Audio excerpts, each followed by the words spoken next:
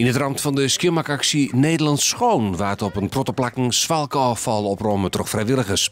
Medewerkers van de McDonald's zien nu ik mooi. Even geen hamburgers bakken op een lemmer, maar de handen nu te mouwen in de Kunderbosk, enkele kilometers verderop. En wij voelen ons betrokken hierbij omdat wij natuurlijk onze gasten besteden bij ons en hebben afval.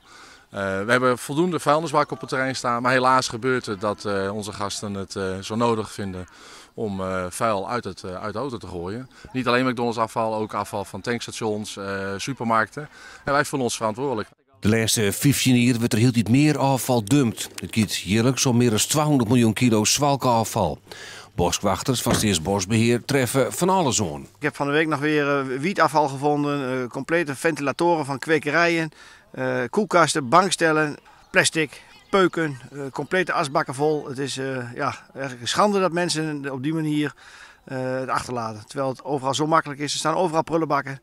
Op het Jereveen waard een treintje met vrijwilligers inzetten in de wieken. Dat krijgt Hemelwieken West, maar toch waard er een soort troep aantroffen. Ja, een stukje gemakzucht, hè? En als je al ergens een bananenschil ziet liggen en je hebt je banaan op, denk je, ach, er ligt er ook al een. Gooi er nog eentje naast. En dat is de reden van, we moeten het zo schoon mogelijk houden met elkaar. We moeten zorgen dat Heerenveen de schoonste gemeente van Nederland wordt. Wat ze vier is, maar er eerst nog meer oprommen worden.